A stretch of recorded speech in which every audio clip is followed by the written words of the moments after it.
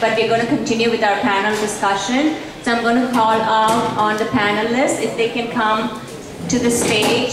So Simon too came to the US in 1985 and graduated from Georgia Tech with 2 degrees. One is architecture and the other is building construction. Simon is a general contractor and owns a general contracting company. He has practiced Buddhism, Taoism, Confucianism for almost 30 years and has been a vegetarian for 26 years, and he believes in God.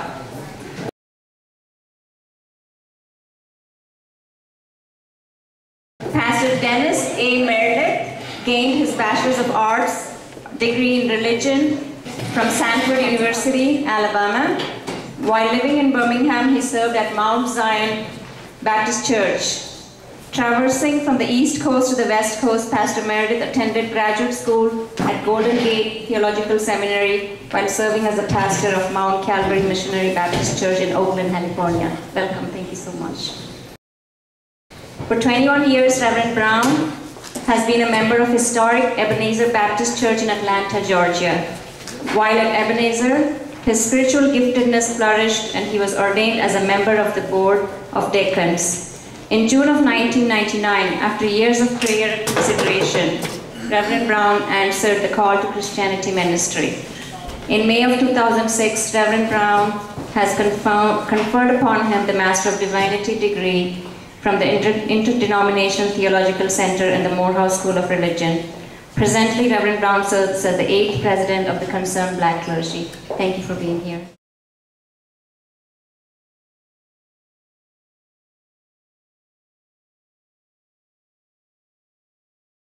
As founder and executive director of the Islamic Speakers Bureau of Atlanta, Ms. Umayya Khalifa brings an array of corporate and non-profit experience to her role.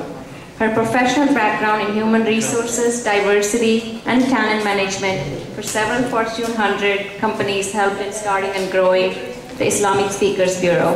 Ms. Khalifa was born in Alexandria, Egypt, and raised in Texas. She holds an undergrad degree in chemistry from University of Houston and a master's degree in human resources from Georgia State University. Welcome. Reverend Robbie Jackson has served as the Ministry of Youth and Education at Jefferson Baptist Church in East Point for almost 18.5 years and has been a minister here in Georgia since 1985. He earned his master's degree from Southeast Baptist Theological Seminary in Wake Forest. He currently serves as the Secretary-Treasurer for the Southside Ministerial Association. Robbie has been married to his wife Pam for 31 years and they have 4 daughters. A proven community leader, Narendra Reddy, served many Indian American organizations at local and national level. His passion for politics drove him to involve with Republican Party activities for the 20 years. He's actively involved in election campaigns and organizing fundraising events for Republican candidates at local and national level.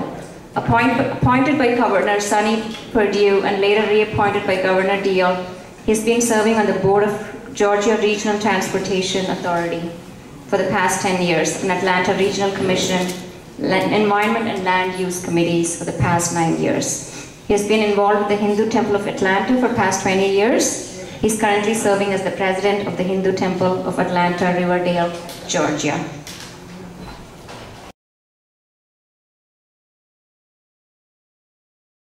Young people are the key to dialogue, and it is essential to involve young people, not only in dialogue around faith, but also initiatives around health. In the community, provide them with employment tools, in the media and the government. What are the opportunities and gaps to involve young people in healthy community building across different faith and diverse communities? So basically what I'm asking is, how could faith improve the health of young people? I'm going to start with Reverend Robbie Jackson, who is heading the Ministry of Youth, and if we can have comments from each of the panelists. Yeah, just working with them, keeping up with them. I have enough to keep up with my daughter, who is asthmatic and probably sucks on that albuterol more than once or twice a week. And she's a college student, and of course, you know, college students, they're sort of like high school seniors. They know everything. You can't tell them anything. But you can ask questions and encourage them be where they are. I've worked, we've got some kids at church, and I try to go to soccer games if I can, or graduations, or birthday parties, and it's not just me seeing them at church, that's where I'm supposed to see them. I try to see them where they are and where they live. I would go to school and have lunch with some of them, and just was a different thing. And of course, then I got asked, "You mean you ate school lunches on purpose?" Well, yeah, because that's where the kids were. But encouraging them to be about their, don't think any of our kids too much have had health issues. I mean, the big one, obesity, haven't had that to deal with too much. But just, I hate to say just being their friend, but being probably a little bit more than that, being a bit of a mentor, being a bit of a, let me get on your case here and doing that would I think would help. Reverend Brown and others, any additions? How can we involve the youth towards these health and faith initiatives? Thank you so much for that question, Azira. I think in engaging our young people, it is important that we have a relationship with them, that the person is open and honest. And I know at the beginning of this year, our congregation entered into a period of fasting and praying. It was a Daniel fast, where we would only eat fruits and vegetables for 21 days. And I had a couple of the young people come into my church office and ask about that. And we were talking, they were telling me that it was going to be challenging for them to not eat a hamburger or but we had a discussion about it, and we talked about praying about circumstances like that. And over the weeks that we were engaged in that process, I recognized that those same young people who came and said that they would have a challenge were actually enjoying the process. And because they were enjoying it, it was able to be spread throughout a number of other young people that are part of the congregation. One of the other things that we're doing at our congregation, we have established a community garden. And one of the things that we see is that this is actually a teaching tool to help our young people, one, to learn how to get, to plant crops, to grow crops, to get them from the field to the table, but also to help them understand and recognize the importance of healthy eating in that process. And so those types of conversations, I think, are critical when we talk about our young folks. Excellent. Samaya? I think that as leaders in our faith communities, it's important to find that space at the table for the youth, to involve them, to engage them. And I think talking their language, if we're talking about health, the youth are so conscious about their looks, about losing weight, about, all those things that are important to them. So if we talk to them from that perspective, I think we will get their attention. We could also tap into those leaders within the youth communities. And these are the influencers, and we need to tap into that and have them to be allies for healthy living and healthy eating. And other youth will listen to them more than they will listen to the grown-ups. Excellent. Reverend Meredith? Okay. I was trying to see they're trying to formulate a response and hoping you skipped over me, but anyway.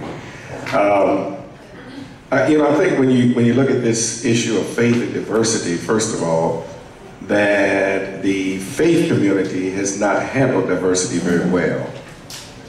And I can say this based upon my congregation. My congregation is 85% gay, which means we have a lot of same-gender loving families. And of course, when my church transversed to being more of a gay community, we became alienated from the rest of the community of faith. And then when I came out gay, we got more alienated from the community of faith. And so I don't know that our interpretation of our belief systems are engaging in a way that we respond well to diversity in faith. I think we're more alienating than we are becoming more community. And so in my community at first, when the church transversed and became more same-gender loving, the community separated as well. But as they began to see, like here today, I'm sitting between these men, I don't want them, it's not issues, those issues don't exist. We think that when a person is gay, they want certain people, that's not the case.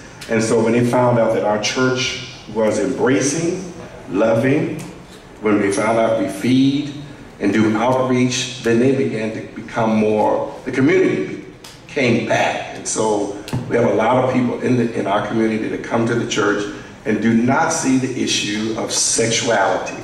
It's a church where we all serve together. So I think one of the things that has to happen is our belief systems as we approach young people are going to have to keep up with the times, because our belief system oftentimes is a little too dated to approach young people in a way that speaks their language, as you would say, to help them to embrace diversity and not be bullies and not create the kind of atmospheres within their schools and in their community that is more damaging than bringing people together. Great, thank you. Mr. Chu and Mr. Reddy, final thoughts on how we can get young people involved in these faith communities to improve health? I think the earlier the better. I would think for my children, I remember the seatbelt. How would the seatbelt so effect to children and then later in their life? It's possible we can use the same strategy to dominate those ideas into our life, include the health and include how individual involved with the society, with their circle, with their school, with their friend, with everything. I hope everything will be easy as like a civil education. I think that's very important. I think the earlier in their life to participate, I think the deeper and more involved in their life will be easier. That's I always want to see how children, just one seatbelt, I think that's very strong. The message I got from my children because of the seatbelt. I said, wow. Excellent, thank you. Mr. Reddy? As much as I agree with the panelists that we need to involve the youth in the faith communities by having a dialogue about the health options and health choices and all that. But at the same time, I have to confess that in our culture, like Hindu culture, we don't discuss these things in the temples somehow, and we don't really push the health issues at the temple level. This used to be the practice until 10-20 years ago, but we are changing now. Even our temples are now having the dialogue with the youth. But most importantly, we believe the parents are the one who has to involve the youth in the healthy dialogue, because parents know exactly what they are eating, what they are not eating, what their choices. So from the childhood, like Mr. Chu said, from the childhood you have to nurture those things in the kids. So it is not going to come up suddenly one day, they wake up and they say, okay, I'm not doing the right thing and I'm not eating the right food. No, if the parents are watching from the childhood, that will be the best lesson you can teach a child. And in our community, children are openly discussing the health problems, if they have any, with the parents. Excellent, thank you. So what you're saying is get on to the influencers, young influencers. You express education as one of the important things. Start early and have them participate along with parents for health education, okay? We heard several presentations since morning on eating healthy, and our particular food or diet practice meaningful to you in your faith? And that segues to the question, how reasonable is it to discuss health in in your congregation setting? Reverend Brown, do you want to start? It's extremely easy for me to discuss health matters in my congregation. And I do it quite often when I am up on Sunday morning in front of my congregation. And one of the things that I always keep in mind is the fact how much influence that we as clergy persons do exert over those who are members of our congregation. They may see their doctor, once a month or whenever they get sick. But in most cases, our church members come before us, 2-3 times a week. And so we have significant influence over them, and so when I am preaching or teaching, I am always utilizing some nugget of information to try and help ensure that we do recognize that our body is the temple of God, and that we're doing those things that are necessary in order for us to be good stewards of that body. And encouraging my members to eat healthier, to visit their physicians on a more regular basis, so that we can live a better quality of life. So Reverend Brown, I know you're having a walk in 2 days. It's a huge event for Concerned Black Clergy. And also I know you're looking at the policy draft that we passed out in the morning. Can you just quickly say what's the update on what are you deciding? Is your wellness committee looking at it or willing to pass the policy? Oh, yeah, well, the policy is going to be implemented. Yay. That is not a consideration. It is going to be implemented. We do have our 10th annual Clergy and Community Health Walk this coming Saturday morning in the Cascade Road corridor, starting at the Vickers Community Center. I believe there's information in our packets about it today. We certainly would encourage anyone and everyone to come and participate with us. What we do with that health initiative is to try and make sure that we are making a positive impact onto the lives of the members who are part of the churches that are associated with Concerned Black Clergy.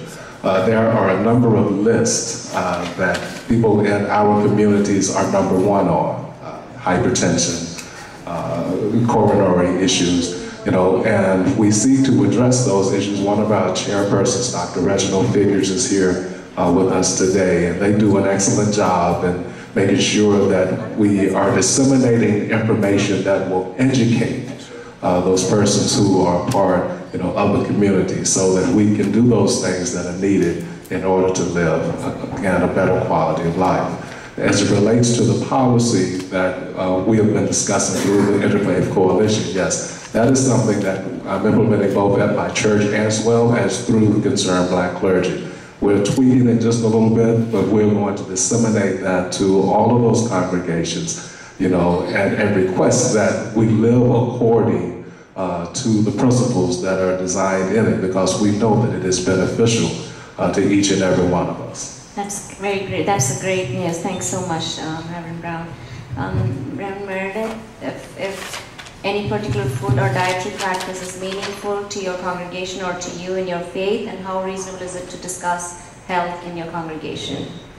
And if we can limit it to 2 minutes to all of you, because we have more questions. Sure. I can't remember the gentleman's name that spoke earlier about yoga. Dr. Char.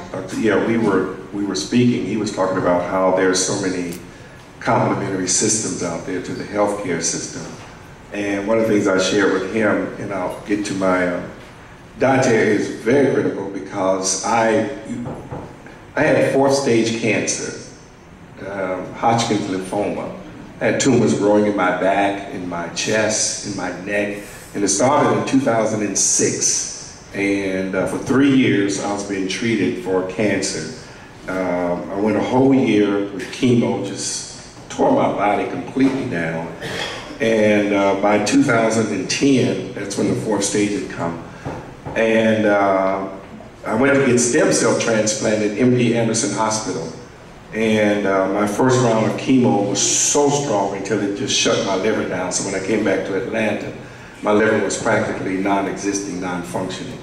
And so I had to pray and figure out what to do. I went to see a holistic doctor, Dr. Carter Tates, and he very casually said, well, we're going to take you off of red meat, pork, rice, grits, no shrimp, crab, bottom feeders, any of those things. And he said, we're going to teach you to eat healthy. In 3 months from his regimen, the cancer was completely gone. In 3 months. And I've been cancer-free and so it was a vital lesson for me to learn, because then it became a lesson that I had to teach my congregation about healthy dietary practices and how important it is to eat healthy and to exercise and to do those things that promote good health in your body. And so, we made I had to make the shift. I became a living example in front of my congregation. The reason I was late today because I hadn't gone to the gym. I had to go to the gym, get my workout in. I just teach that it's important to eat healthy so I think we have to be the examples of those changes. 2 minutes, if any particular diet is encouraged in your congregation, and is it reasonable to talk about health in your congregation? I have been vegetarian for 26 years. About 30 years ago, I got a book. It says how to be healthy, and also be a vegetarian to eat healthy. So happened about 27 years, I started practice, and then I started from one day. I try to echo what he said about we are what we eat. One farmer in Taiwan, he's a Canadian, the only foreign farmer in Taiwan. The reason he wants to be a farmer because his wife has cancer.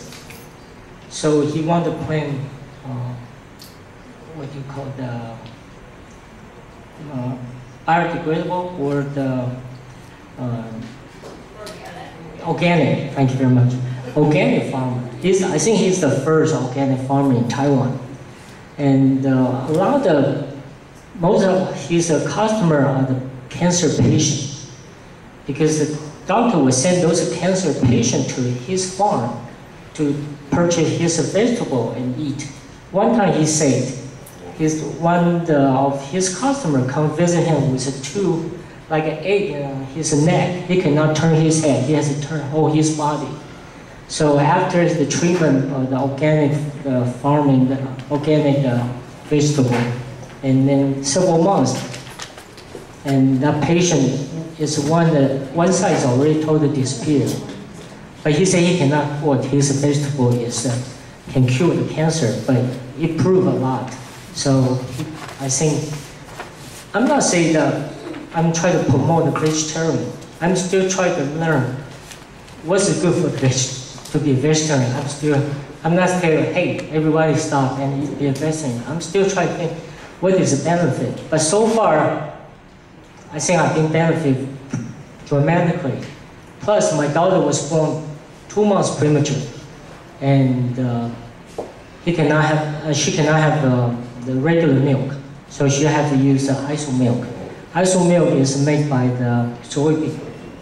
So until 6 months, I look at her, I say, wow, to just drinking the soybean milk, she's like a snowball. So I asked the doctor, say, could I try the vegetarian food for her?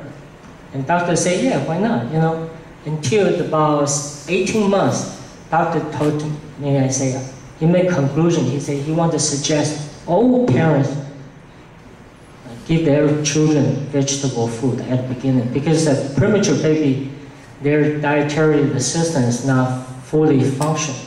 So once the baby cannot get enough nutrition, so they have a problem to grow, particularly for the premature baby.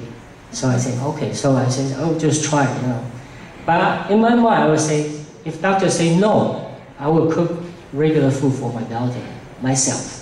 Okay. But it later proved not only good for her health, but also it's not damage her brain. But because my wife is very worried about the vegetarian was going to not enough protein nutrition for her brain develop.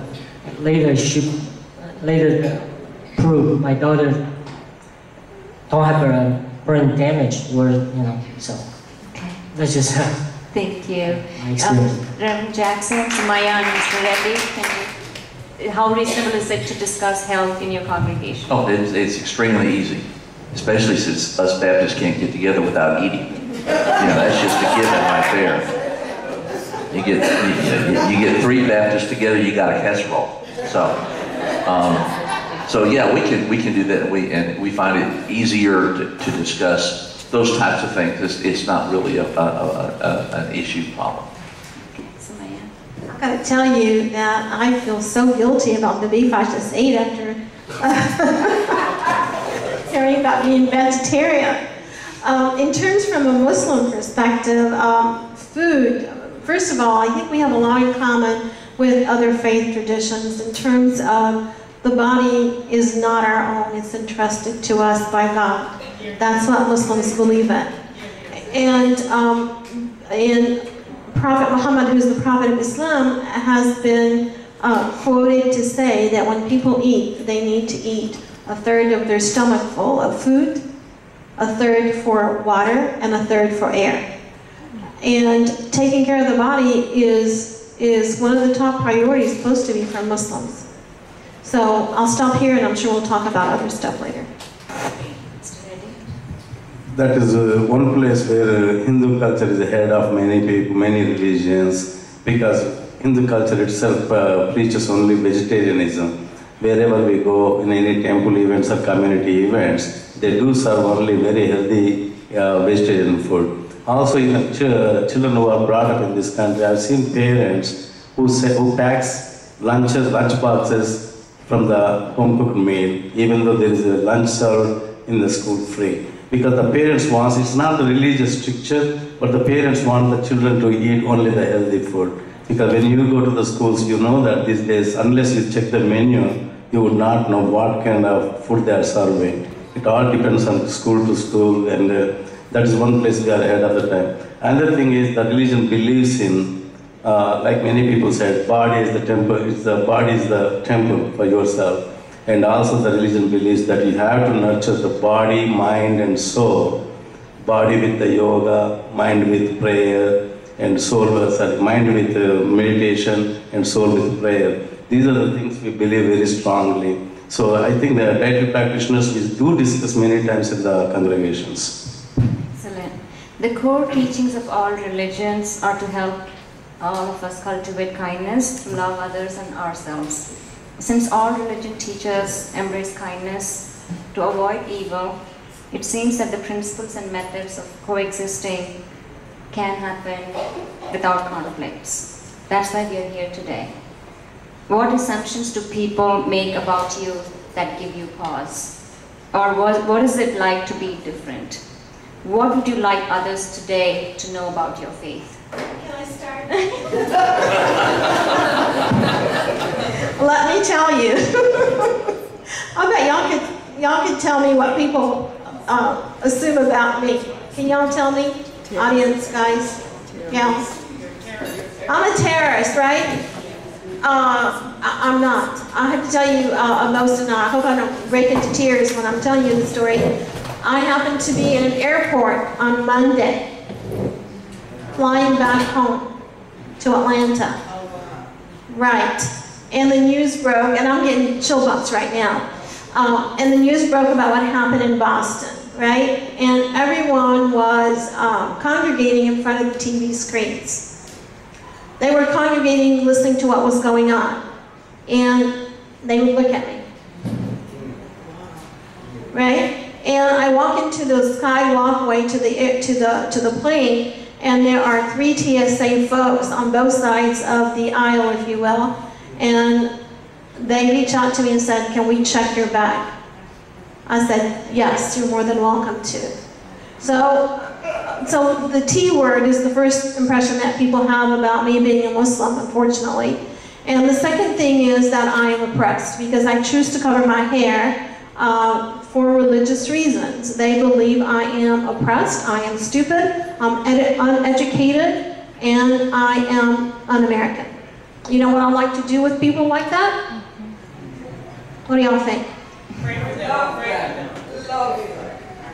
Yes, but I do something even a little bit more. I speak to them with a very southern accent. And that blows their mind. Saying, okay, right? It makes them kind of check your stereotype and that they had of me. In terms of what I want people to know about me and about my religion, Islam is a monotheistic religion. It is an Abrahamic religion. We have so much in common and with other faith traditions, and we just need to connect as human beings. And we have our own set of lunatics, our crazies, like all other faith traditions. We just happen to be in the spotlight these days.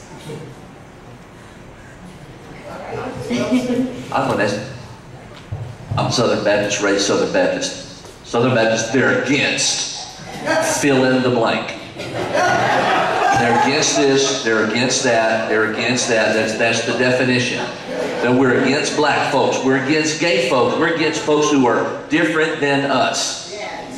Yeah. I happen to work for a youth organization during the summer that does housing rehab. It's called World Changers. It's not connected with Creflo Dollar's church. But every year, I pray that when the Southern Baptist Convention meets in June, they don't do something stupid. That I have to explain to folks. Because they come out, oh, we're against this.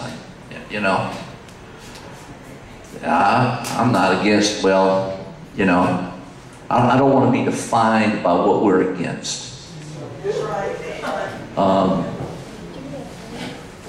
I serve a loving God. I want people to know that.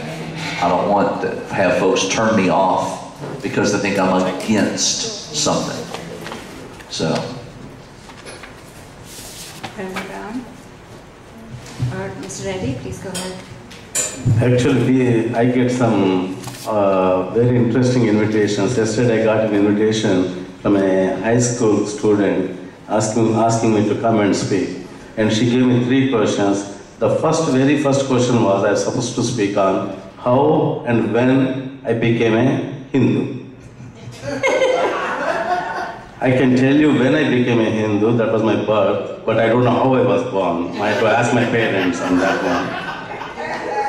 So these kind of questions are sometimes very surprising. Not only that, even matured adults in the interaction sometimes, even in my political leanings, they ask me, do you believe in God because you're a Hindu?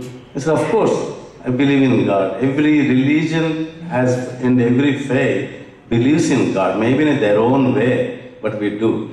So I do believe in God. That was always my answer. But suddenly they feel like we thought Hindus don't have a God. I told them we have thousands of them.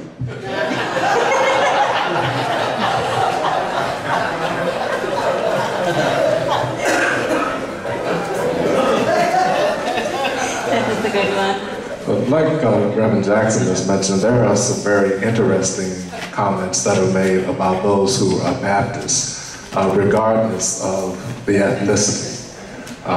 But I have been extremely fortunate, you know, in my life. I attended a seminary at an ecumenical seminary, and I deal in ecumenical bodies now, and that's what we have here.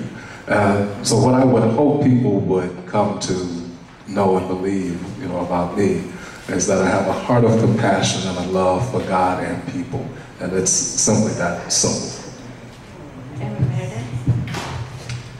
Well, I guess I kind of said some of mine already, but I think during the time that I was going through those 3 years, you know, fighting my cancer, it was almost like a spiritual cleansing, because I also had to come to terms with my own self-worth and not internalize the messages that I had heard for many years about self-hate.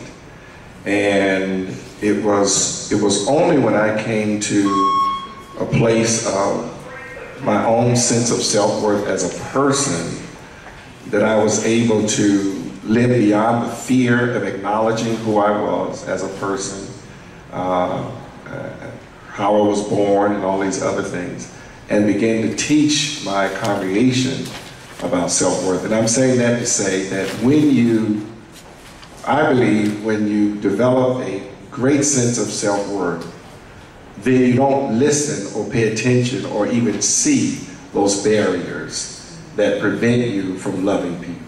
Because I think a lot of it stems from our own sense of lack of self-love. And so, while there may exist the kind of issues that may show up where, people may not want to be embracing of who I am or some of my parishioners or my congregants, I think that we transcend that when you come to a place of your own self-value and self-worth.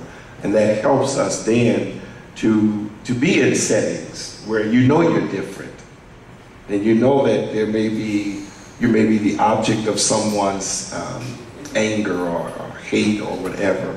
But I think you develop a sense of courage about who you are and what you can do, even when everybody seems to be against you. And so I have come to a place, you asked the question about, what do you want others to know about your faith? That I believe in God. I believe Jesus is the Son of God. I believe what the Bible teaches, although I've had to tweak some of those belief systems based upon this antiquity of the text. But I had to construct a belief system that gave me self-value. And that's what I do even for my congregation. Mr. Jim? I want to share one word, a Chinese word, about how this word coming from.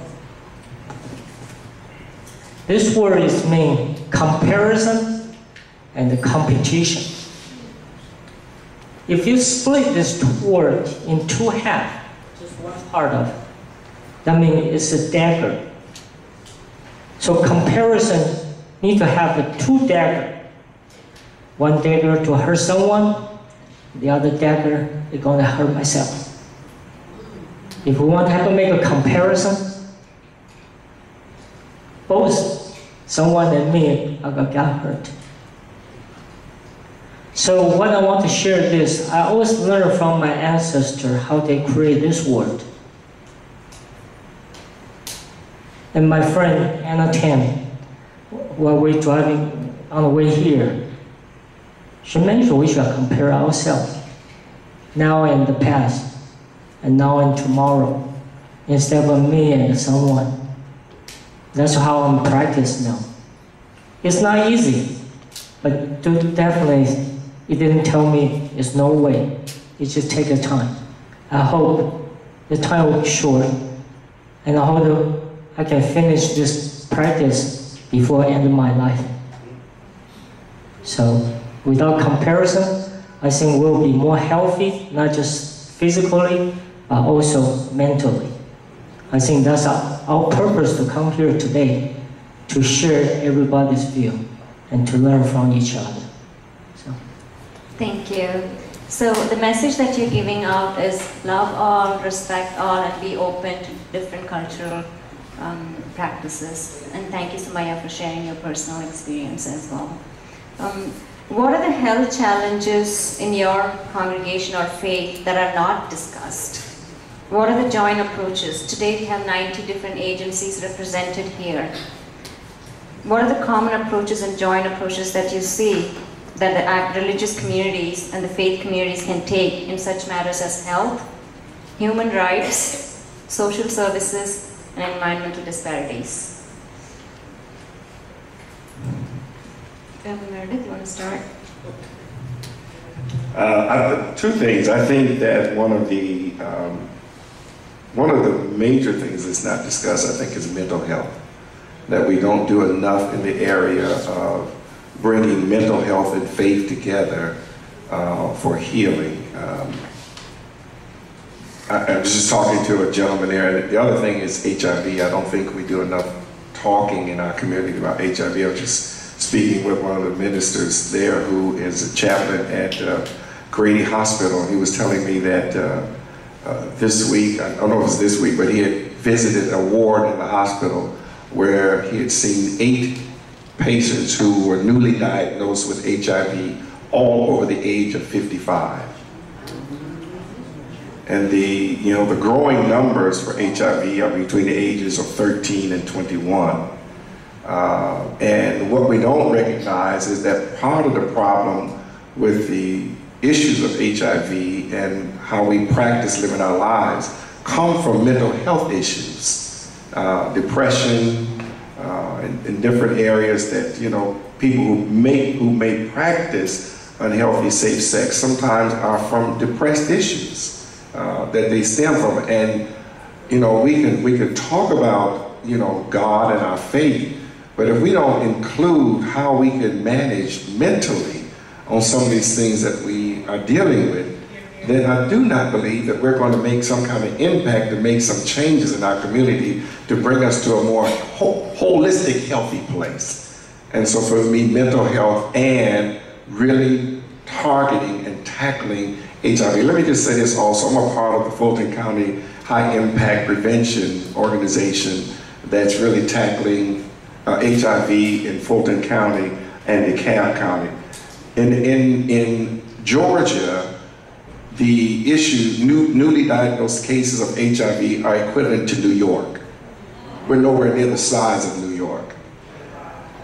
One of the latest discoveries for dealing with HIV, the scientific discovery, is that suppression equals non-transmittal of the disease. 96%, if a person is in care, taking their meds and suppressing the virus, it's not likely that they will pass the virus on. It's greater than a condom. But if we don't pass this information on, get people into care, first of all, get them tested and get them into care, then we will not make the kind of impact. And so the stigma around it is preventing us from making, these inroads to it. And so the stigma presents these issues of mental health issues and so forth. So I think mental health and HIV is a big issue that we're going to have to deal with and tackle. So Maria and Reverend Brown, what are the issues that are not discussed in your congregation, health issues? Wow. The Muslim American population is the most diverse population, religious population in this country. There is no majority of anyone. So we have African Americans, we have Indians, Pakistanis, we have Arabs, we have every part of the world represent in terms of culture. The religion is Islam and they're American. So it gets complicated when you bring all those variables in. But if I had to say the 2 things that are taboo to speak about in the Muslim American communities, they would be sexually transmitted diseases and mental health. Those are the top 2, I would think. Based on the culture, some people do not want to talk about if they do have cancer. Sometimes families don't want the sick person to know what stage of cancer that they have. They don't talk about those things openly. But again, it's individual to individual, different cultures bringing different challenges to the table. Same as in my religion, like she mentioned, that mental diseases and HIV, these things are totally like a taboo, don't ever discuss. Even in families, if somebody commits a suicide because of some kind of problems, they will never acknowledge to the community that he or she committed a suicide. They just say it was an accident or a heart attack or something. I don't know what we can accomplish by denying these things, but they continue to do so. But these days, as a faith organizations, what we are doing is we are giving an anonymous toll-free number for people who are in trouble or who need counseling to call and seek advice. Their confidentiality will be maintained. And so that kind of assurances we are giving. We are getting somewhere with this kind of thought processing that we need to help our families, particularly after coming to America and staying away from their extended families. There are problems here. Back home, it is the extended family that gives the counseling all the time. If you need you will go to your cousin or uncle, you will share your problems that you don't share with your own parents. But we are missing that kind of affiliation with our extended families, and we don't want to tell anybody. So we are suffering inside more than getting or accepting the treatment. So these are the things we are doing right now. And as I mentioned, HIV is still, nobody talks, even in the families, they never talk about this thing. That's all I want to say. Like across our varied contexts, I think we're witnessing the same thing. Mental health issues and HIV are those things that are considered taboo. And it is very difficult to get someone to open up and have an honest conversation about that. But I think that for us indicates that we have to do everything that we can to have the educational component available to the congregations and the members of the community so that we better understand these issues and are then able to hopefully have people recognize themselves in the midst of what is being discussed, what they're not discussing openly, so that they would be more willing then to have that conversation, whether it's with that clergy or with a person who can address those issues from a medical perspective. Mr. Chu, did you have anything else to add? Mental health and HIV? I think both issues are very private, and also the society I'm dealing with are very embarrassed to discuss this issue. Like an ostrich, you dig a hole like that nothing happened, but the things that do exist.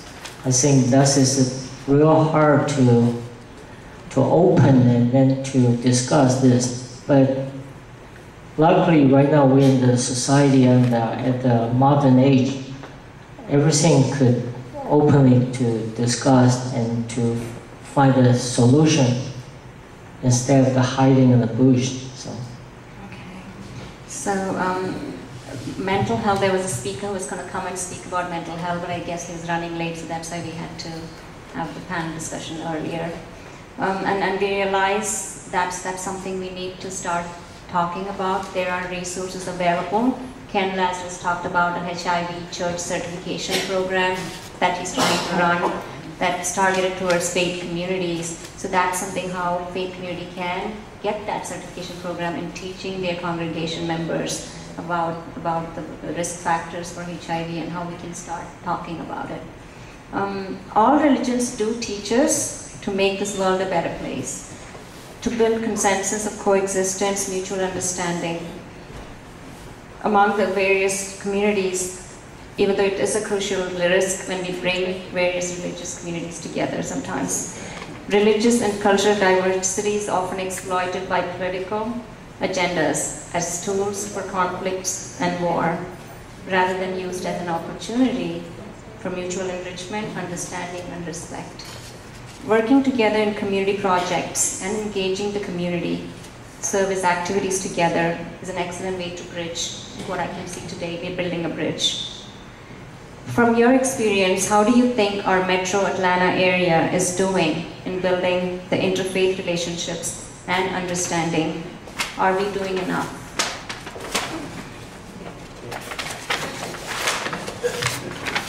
All right. I guess it's a scorecard for Atlanta in terms of interfaith work and interfaith relationships and building our beloved community. There is so much going on in Atlanta right now, and it's all over the place. It's all over the board. I could just share with you one example that the Islamic Speakers Bureau has been involved in over the last 8 years, and that is the summer lunch program in Fayette County. As we know, the underprivileged children get free lunches during the school year. In the summertime, they don't get food. And so the faith community in Fayette County has taken it upon themselves to provide lunches for those kids during the summer month. So the Islamic Speakers Bureau, along with the Islamic Community Center in Atlanta, we have taken a day to raise money, buy food, make lunches get volunteers to deliver the lunches to each of the children. And it is a beautiful undertaking by having many different faith communities taking that on. I mean, those kids wait for the drivers every day. Sometimes that's the only meal that they have. So it brings real satisfaction doing the work of God. That's what God wanted us to do, is to help others. And doing it in an interfaith fashion, I think it's absolutely beautiful. The second part of the question is, are we doing enough? And I don't think so. I think there's much more that needs to be done. The efforts that are going on right now need to be coordinated, and we need to benchmark, and we need to be able to replicate and duplicate the efforts, best practices from across the country. Okay. I don't agree with you. We don't do enough, but I don't really know that we'll ever be able to do enough. At some point, we will run up against the differences in our religions. I mean, we can sit on a panel here, we can have a good time. This is great. But Sunday morning, particularly for Christians, Fridays for Muslims, Saturdays for Jews, I said, it's still worship. It's still the most segregated time for all of us. And it's probably going to continue to be that way to a degree. But working together in community is a great way to find out that, us Baptists don't have horns coming out of our heads and aren't weird like we may think somebody else folks are. To find out that Muslims are not terrorists, and that gay folks aren't weird or strange or whatever it is, and just whatever we can work together. Whether we'll be able to do enough, I'm not sure, because at some point we'll run up again. There's a barrier somewhere. When we do interfaith work, we are not letting go of our faith system. All right? So we could, go to church on Sunday, go to synagogue on Friday night, go to the mosque on Friday, what have you, that's fine. We are not watering down our religious belief. All we're saying in terms of interfaith, I just want to go on the record, is people of faith, all faith, how do we come together to make this community of ours a better community? How do we serve it, and how do we serve the underprivileged? I just want to make sure that, we're clear on that. Interfaith coalitions are the best way to bridge the gap between the religions and faiths and the beliefs. Most of the world conflicts come because of the ignorance about the other religion. And nobody can brand a particular religion as a terrorist and particular religion as a most loving religion, because there is nothing like that. Every religion teaches you to love thy neighbor, but no religion told you anywhere, kill your neighbor. But who can tell all these things? Because when you have an ignorance about my religion, how can I clear your ignorance? Is only by interacting with you through interfaith organizations. Are we doing enough in Metro Atlanta? I think we started 10 years ago. Before, I've been living in Atlanta for more than 27 years. I never heard of these dialogues, at least until 10-15 years ago. But in the last 10 years, including Islamic cultural organizations, Jewish cultural organizations, they're all doing this. So are the churches. Actual churches can play a big role in this, because you are the majority here. You are the one, go and reach them. Because otherwise, we will be scared to come to you. It is scared in the sense, it is not knowing whether we will be welcome or not. We know that all the churches welcome everyone, but still there is a kind of a screen, smoke screen in between. You church leaders have to go out and clean that smoke screen and make them, they are all part of our community, no matter which religion they belong.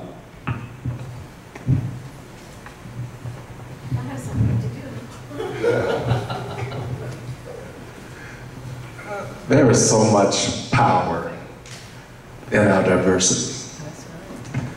If we recognize that, we could accomplish so much more that we have been able to accomplish thus far. And I think if we sit down and have honest conversations like we're having today, we recognize that we do have some common values, and that does not have to dilute our faith tradition. Are we doing enough? We're so far behind the 8 ball that it's difficult for us to do enough. We can work from now until days and days to come, but we'll still be trying to catch up. But that doesn't mean that we give up or don't try.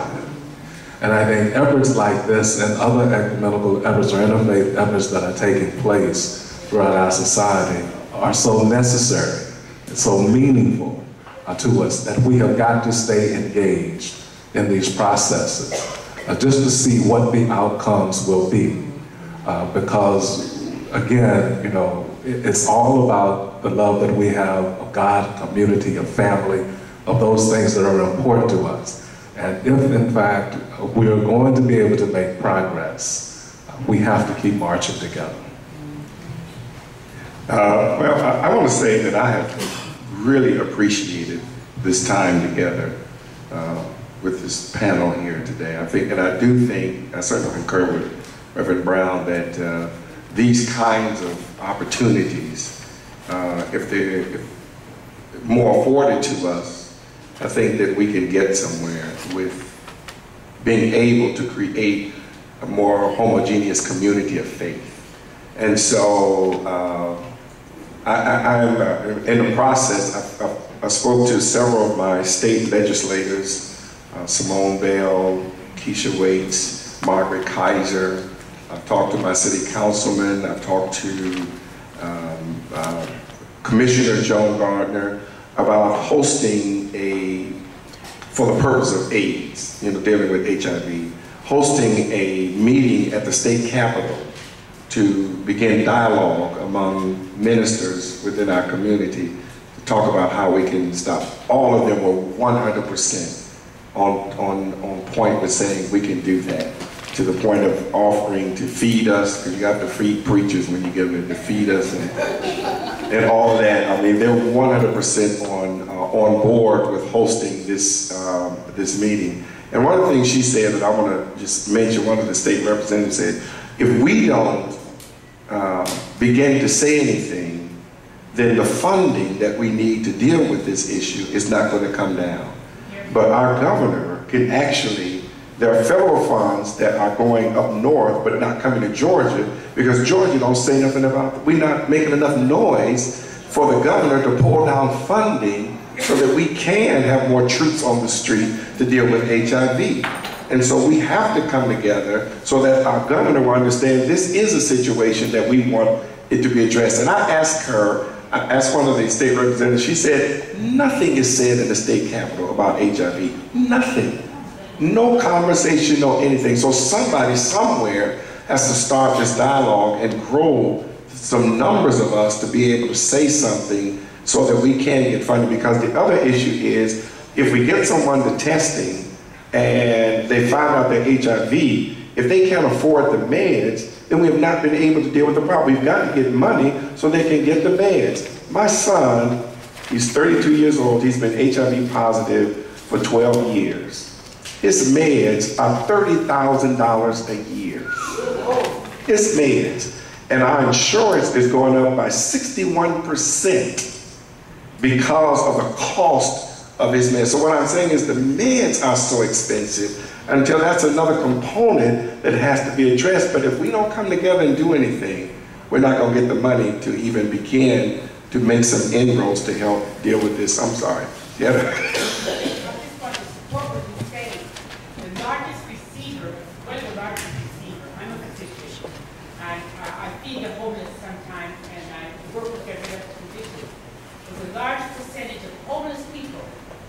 HIV. And one of these reasons that these homeless people get HIV, and those people who want to live on the street and who have addictions, usually they have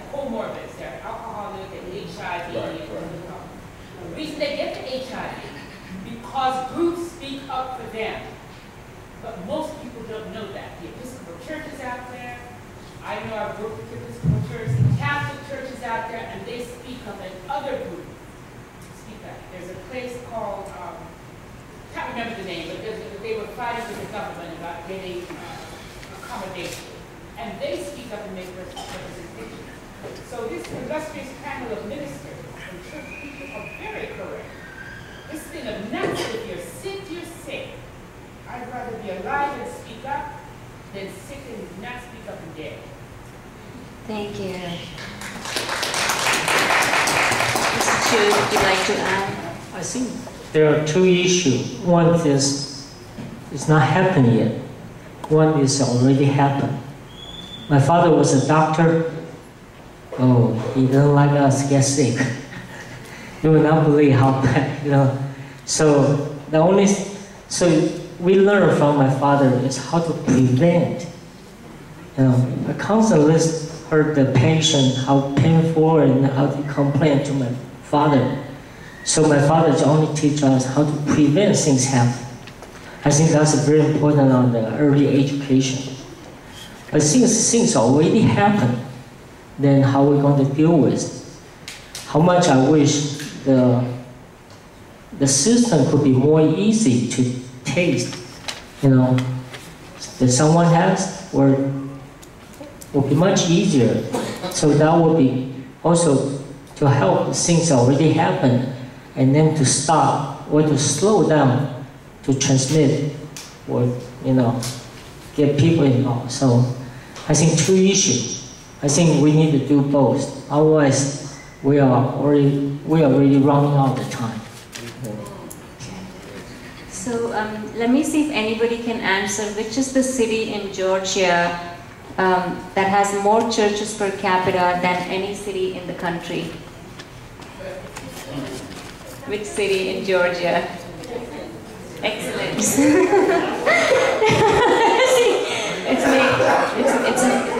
It's Macon. So the current ratio in Macon for every church, one church for every 391 residents.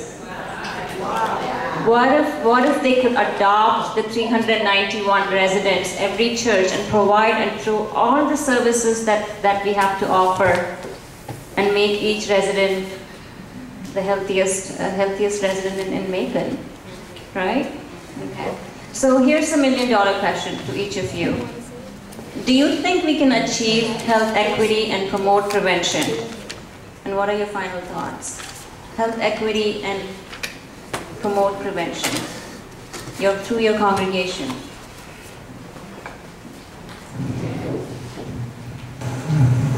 Promote health equity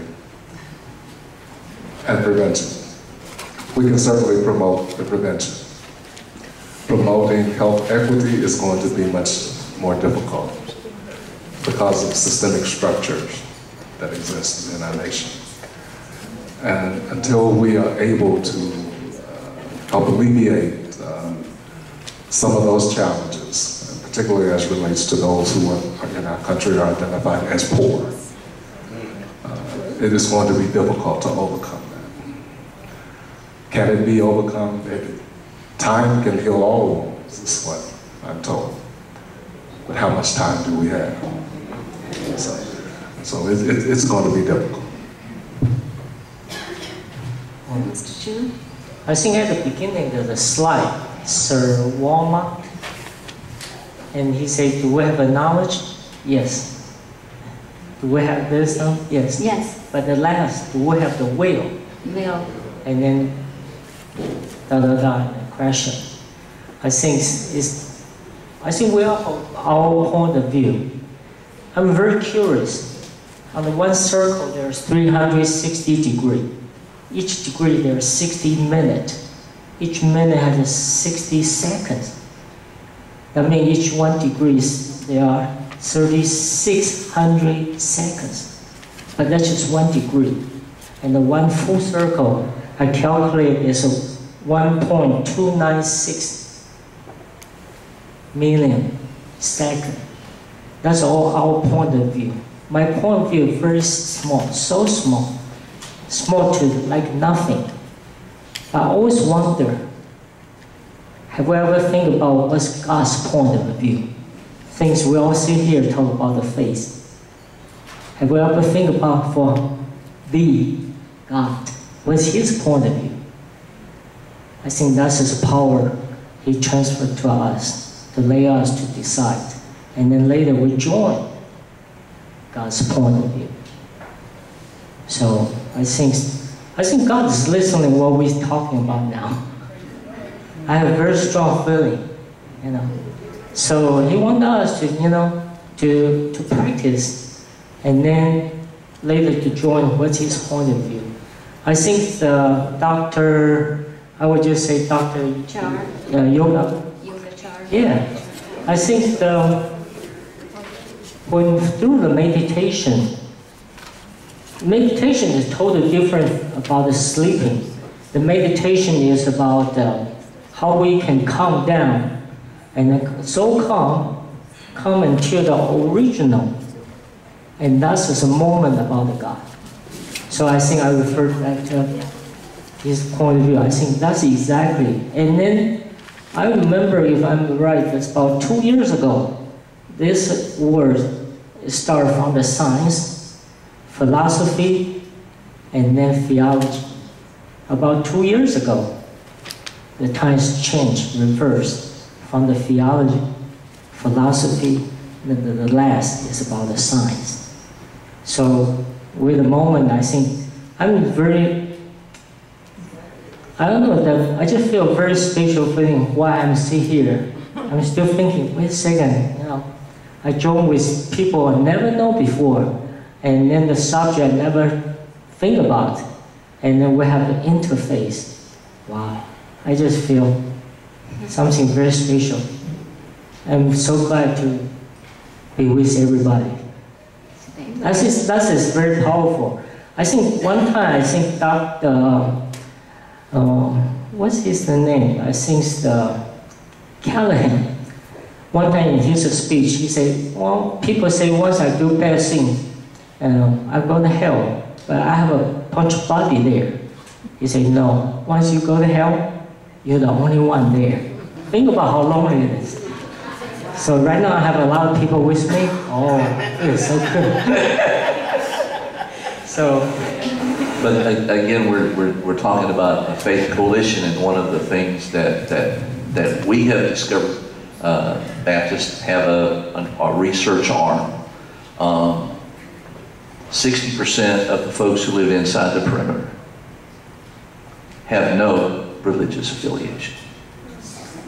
Yeah, that means they're not Baptist, they're not Muslim, they're not Hindu, they're not Jewish, they're not Buddhist. They're not anything. Completely.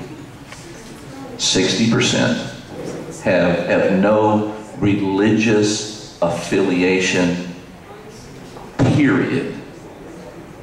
So this is a great start, but we got an awful long way to go.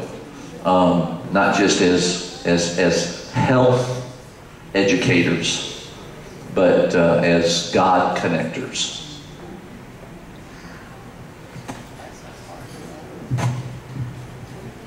In my view, health is related to poverty levels or rich levels. If you cannot have a equity in distribution of wealth, and how can you accomplish equity in the health?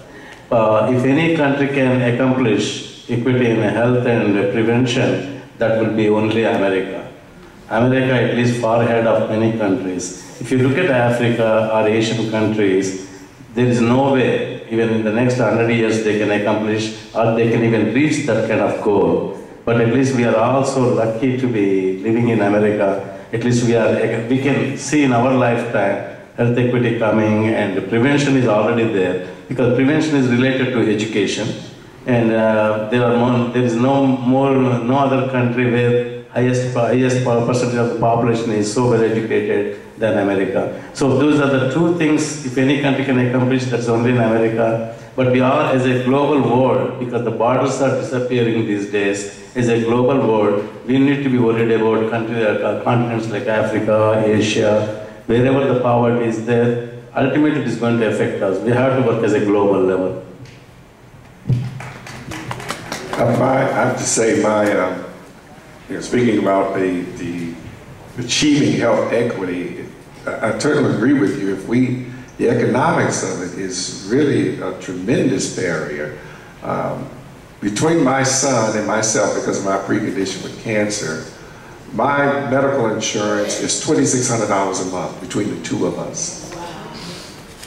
My ex-wife is on the same plan, and she doesn't have a precondition. Hers is $400 a month. So between the three of us, we pay $3,000 a month for medical insurance. That's a tremendous barrier with trying to achieve equity as far as health disparity is concerned. My other point that I want to make is that as long as our neighborhoods do not have adequate service providers for buying healthy food, because I have a problem with, in the black community, all these fried food places.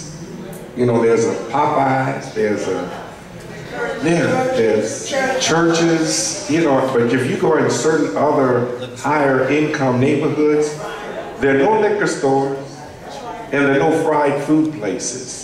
And as long as these things continue to exist and we don't say nothing about them, then we're going to continue to have these kind of health disparities because economics play a lot into that component, as well as the apathy of poor people who just feel like this is a hopeless situation. And so we as faith leaders have to give them hope to say that things can change. And again, I go back to when we all make the connection, because for me, I will admit, for me, I've found a value in every one of these religions up here. Matter of fact, I would talk and teach Buddhist components, Hindu components. I had a comparative religion class in graduate school that I learned the value of what other religions bring to society. And so I don't isolate my theology from what other religions bring to the table in their concept of God and community.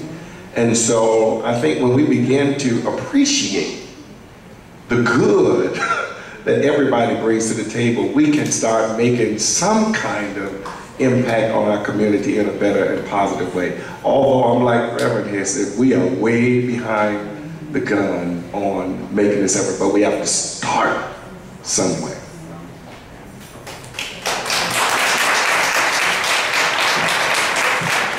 Still answering the million-dollar question, and that was, do you think we can achieve health equity and promote prevention? In Islam, human life is sacred. And there is a verse in the Quran that says, if a person saves a human life, it's as if they saved all humanity. And the definition of humanity is not the 7 billion people who are on earth right now. It's from the time of Adam until the end of life on this earth. So human life and the sanctity of human life is very serious business from an Islamic perspective. So promoting health, promoting and achieving prevention, I don't think there's a choice. We got to do it. We got to do it. Mr. Chu, did you have any final comments? Or? I think from the beginning to now, I think we all cried loud. We want to continue this society going in a health way. And human beings have been in history for a long time. And is there any way we can improve to make the next generation and for the newcomer will be easier instead of still in the same circle and a circle and a circle? And I think we need to think about. I think that's a very important issue too. This has been a great dialogue, a conversation. Unless church communities and faith communities come together to say why why can't we do more to improve our schools? Why can't we do more to improve our schools? Unless the faith community starts asking that, unless the faith community comes and asks, when is somebody going to clean up the trash that always litters the scenery or the environment or the community? And we see that on an everyday basis when we're driving. Unless the faith community, which is in every corner of the street, comes and asks who's going to clean up that trash and take responsibility. Why are people always hanging out in front and inside of the corner store, unhealthy corner store? Why is there a church directly down the street from the liquor store and has men gathered around in front of it? Unless the church comes and asks, that is just down the street or across the liquor store, saying, why are men gathered around or outside the liquor store?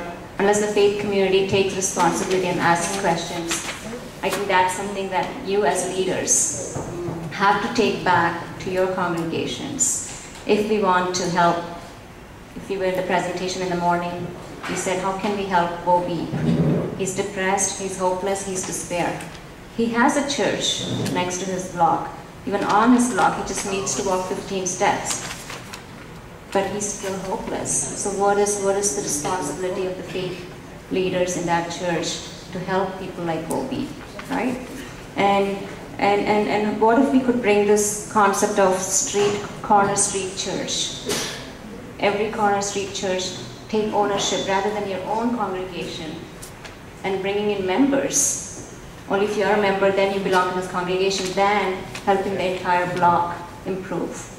As we said, it's a win-win situation. Spiritual health can be attained only if you have mental, social, and physical health, right? So we are opening up the floor for questions at this point. I know my team member Pat had a couple of comments, but we're going to give 2 minutes to have at least 4 questions and then final comments, final remarks.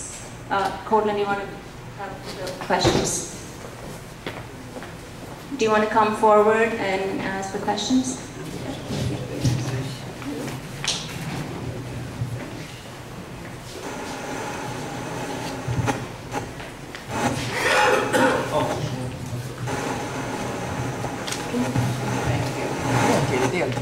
My name is Glenda Knight, and my basic question would be, how can we, as part of a religious organization, take ownership of our community? Because oftentimes we see the issues, we see the problems, we come and go in the neighborhood where the church or whatever the organization is, but we don't really get involved. We don't really do anything about it. So how can we do better in that area in terms of taking ownership of the community so that we can make a difference?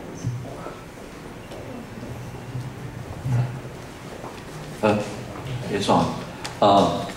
Henry Blackaby once said that God's working in the community, and it would be our job to get outside the walls and find where God is working and work with Him there. I would encourage folks in the congregation, and I know my church is like this to a degree. A lot of folks have moved out and are coming back to church. A lot of churches, the church building is here and folks live all over the place. You've got to pick a community and engage. You've got to get to know who the local people are. And if they're having a cleanup day in the community, show up. Show up. And be a part of that community, and begin building relationships and work with them and do whatever you can to connect with the community that you pick. If it's the community your church is in, if it's a community where you live in, you've got to be you just have to be a part of it. I think that oftentimes the pew does not recognize how much power it has. And I think that if the people in the pew spoke up, you know, to their leaders about some concerns within their community and really stayed with that concern, even if it meant galvanizing people in the pew with you. Us pastors, we'll listen to the pew. A lot of times we think most of what we say is a result of what we think come from God, but you let that pew hold that money. We will say something. You know, I'm just saying, I think there's a lot of power in the pew that can help make changes in the church as well. Hi, I'm Carolyn Aidman from Emory's Urban Health Initiative. And we've done a lot of studying in the community with the Center for Black Women's Wellness, Atlanta Healthy Start Coalition, the H.J. Russell Section 8 apartment complexes, so very low-income people, about the social determinants of ill health. And in every case, transportation is an issue. So what we want to do is to support congregations in using their buses to develop alternate route systems that would take people to doctor, dentist, pharmacy, laundromat, and grocery store. And imagine if you're bringing 30 people to a laundromat twice a week, perhaps the laundromat would pay you $1 a person. Or if you take them to the grocery store marketing budget might pay you a certain amount per person that you bring to the grocery store and take home. And if we can solve the transportation problem, we will move a long way towards solving the health problem. So we challenge you to think about using your buses during the week. I think that's something that needs to be duplicated, because in our congregation we do have something that similarly takes place, where there is a number in which persons call in, and there are men who respond to those needs to take people to their doctor's visits, to the grocery store, etc. But it needs to be done throughout our congregations. We have to realize that the church exists to meet the needs of the people in its community, you know, not simply to be contained within the four walls. And so whatever those needs are, we have got to find a way to be able to meet them so that people can be sustained, you know, in their living. You're going to have 4 more questions. Thank you for the opportunity. I very much enjoyed this promotion. I would like to make a recommendation to the Fulton County promotion that I'm very concerned about HIV, because in my experience, in my dealings with homeless people, once you have HIV, you usually have had another sexually transmitted disease. And you've had hepatitis A, B, or C. And you are subject to tuberculosis as well. There's a high strain of tuberculosis going on in California now and in Florida. I would like to work to set up a coalition or a committee to go to the governor's office, to the government, as this minister said here, to lobby for funds to deal with this situation.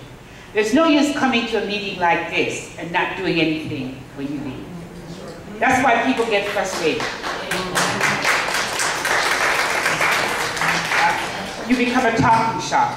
And I'd like to close, although an important talking shop, but we really need to do something. So I would like, with your permission, that you set up a paper for people to sign who want to be contacted, who want to have maybe every 3 months to meet with government about getting funding for some of the problems. And so this minister doesn't have to pay $3,000 a month for insurance. And the final thing I'd like to say, that my experiences are also in Africa. 4% of the population in this country is foreign born. That means they are, this is the Department of Statistics, Census Department, not I that say this. And so therefore, they are sharing many of the problems that you share. By the year 2025, according to CDC and other centers of information, the majority of cardiovascular disease, which includes diabetes, will be in Africa. And we have Africans as foreign born coming here, which is adding to the burden of disease in this country. So we have to be concerned, not only what happens in North America, meaning South America and so on, but what happens, as this gentleman said, on a global basis. Dr. Spencer, as a follow-up to your question, Fulton County does have a huge HIV communicable disease department. It received $5 million grant from CDC, and it's taking up several steps. But the main reason we are building this coalition, this network, is to get that information to the end users through the faith community. I understand that, but at the same time,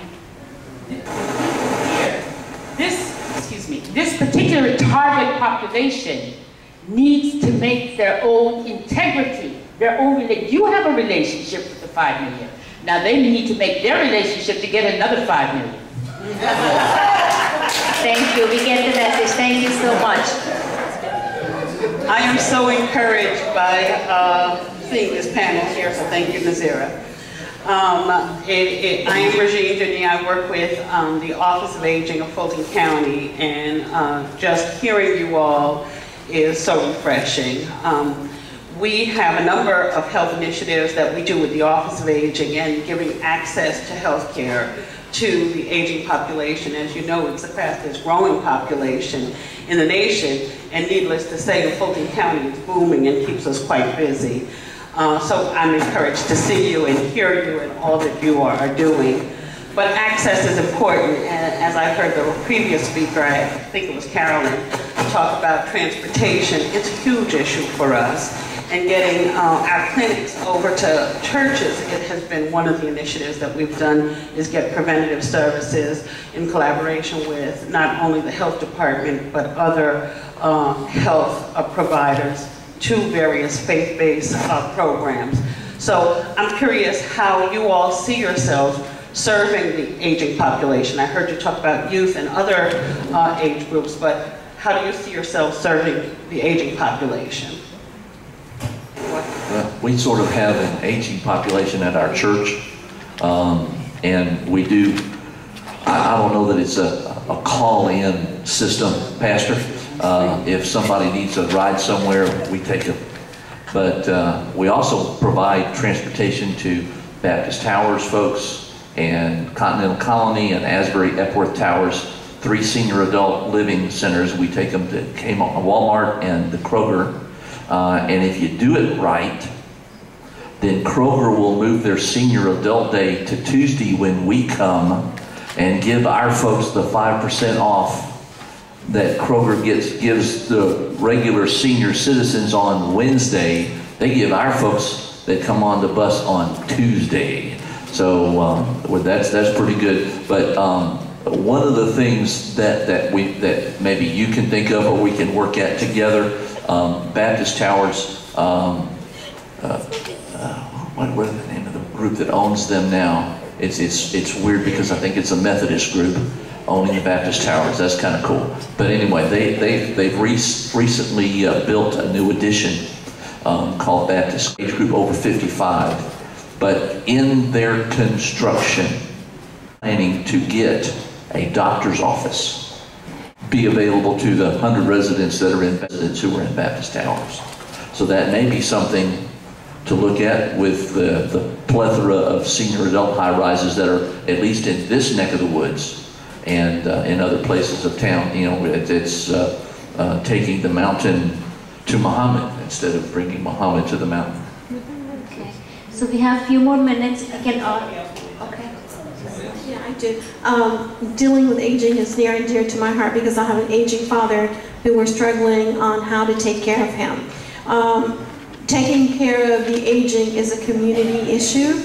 Muslim Americans are the new kid on the block and we're still trying to figure it out. So it is a community problem, it is a family problem at the stage that is moving into the community level.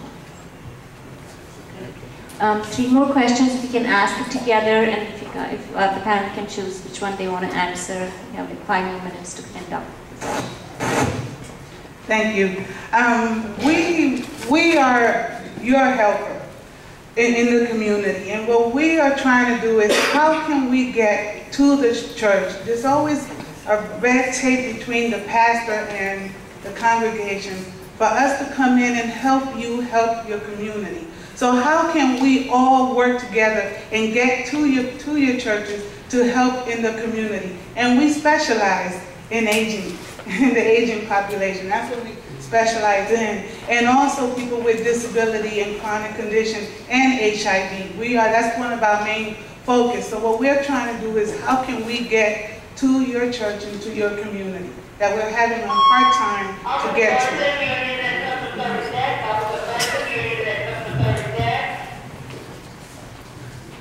Not sure why you're having such a hard time, because United Healthcare has been to my church, United Healthcare has been to our organization, and United Healthcare will be at our wellness fair this weekend. And so you're doing an excellent job. We just need to make sure that more people are aware that you will come and provide those services that are so critical to people in our community. I want to thank you all for being here. The information that you brought is excellent.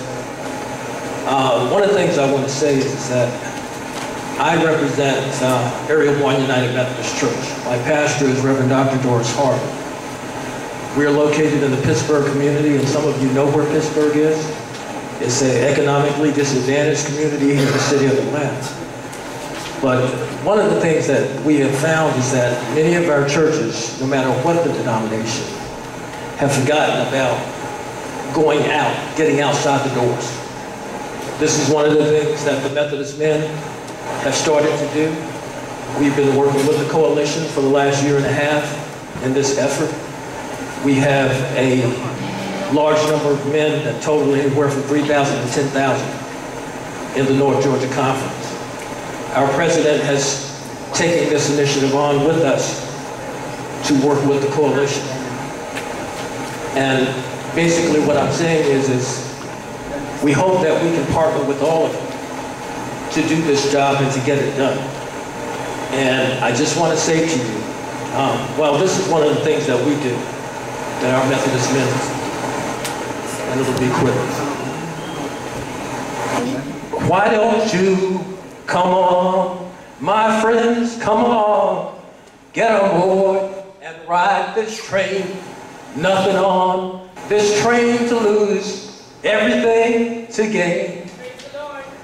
Come along, my friends, come along, get aboard and ride this train.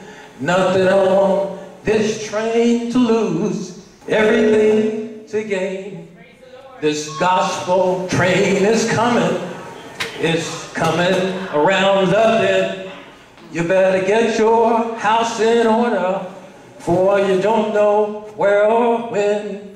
You see, Jesus, he is the captain, picking up passengers here and there. Nothing on this train to lose, everything to gain.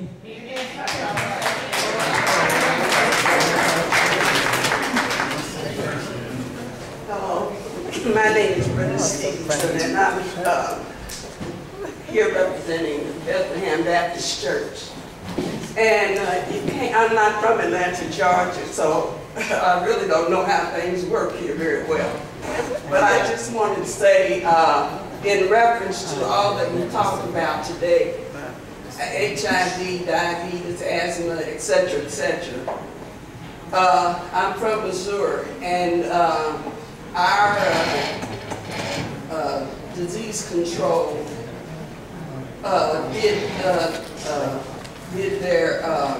they would let you know what was going on in a catchment, which is a category or a part of the city. And I don't know whether they do it by catchments here or not, but it would be beneficial, I think, if everybody knew what was going on in their catchment, so that they could lean toward being giving out the most information on what's most important in that particular vicinity.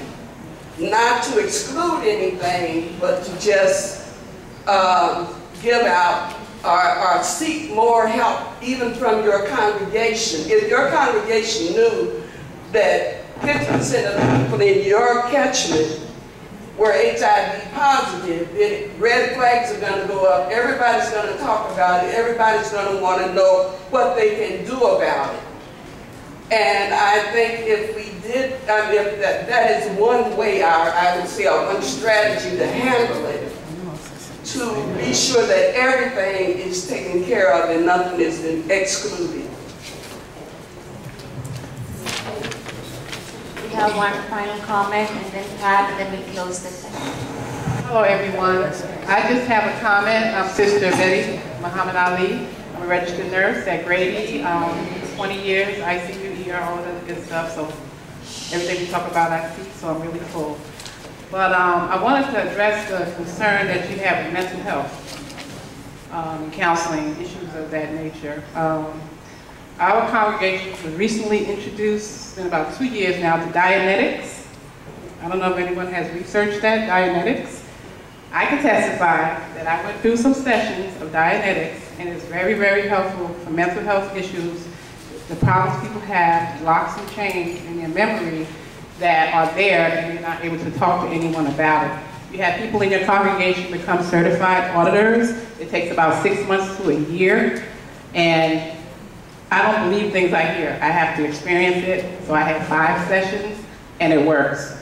So when they get in front of the auditor, this person has a certificate and the person in the chair, you sort of take them into a trance in a sense, although they're still coherent, and they're able to go back into their memory and pull up the pain that they have in their life and get it out, and it works. So research that. Thank you so much, Sister Betty. Before you leave, don't forget to please fill in your evaluation forms. It's in your folder on the left side. Only if you fill up the evaluation forms, we'll know what has worked and we can improve on our efforts for the next sessions. But moving from here, we are hoping that we'll be building our Interfaith Coalition stronger.